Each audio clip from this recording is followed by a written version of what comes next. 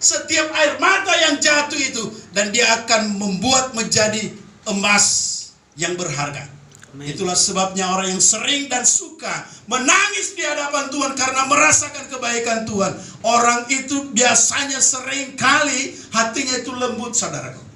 Dan memang gak bisa marah, sekalipun secara manusia harus marah, dan memang mau mencurahkan kemarahan itu.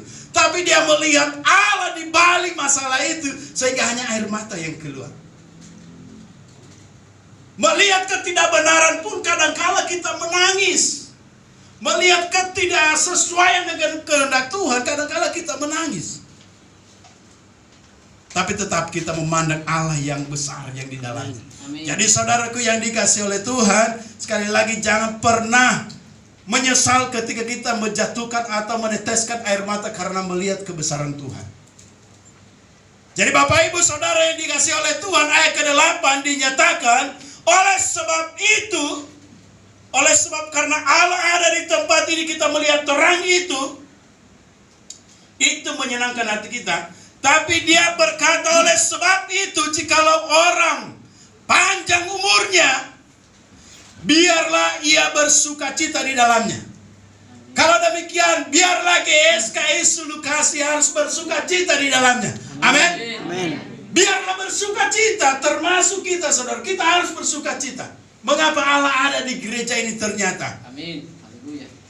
Allah berkenan terhadap pelayanan ini. Ini perjuangan, saudaraku. Yang mungkin yang lain yang sebagai jemaat mungkin belum merasakan. Tapi saya percaya Bapak Gembala sudah merasakan.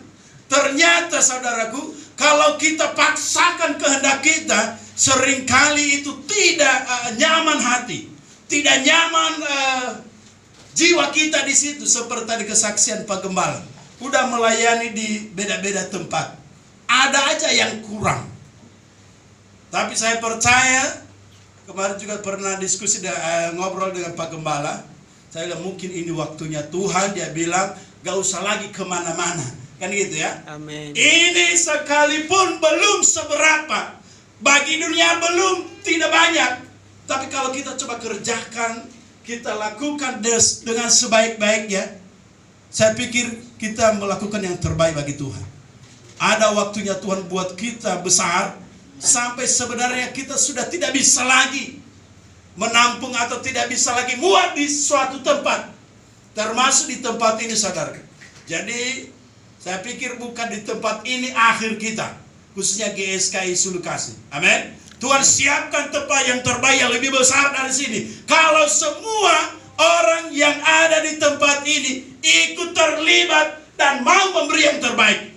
Coba kalau kita coba bayangkan satu-satu dari antara kita coba melakukan yang terbaik bagi Tuhan. Kita terbeban dengan jiwa-jiwa.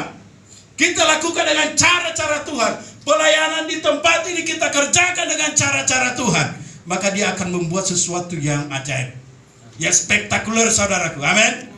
Dia akan buat semua pemuda yang punya hati yang tulus melayani Tuhan, dia akan buat menjadi besar. Dan saya juga berharap dan berpikir bahwa semua yang melayani di tempat ini, kita juga berharap saudara semakin maju, semakin berkembang. Kalau demikian, lakukan pekerjaan Tuhan sebaik-baiknya.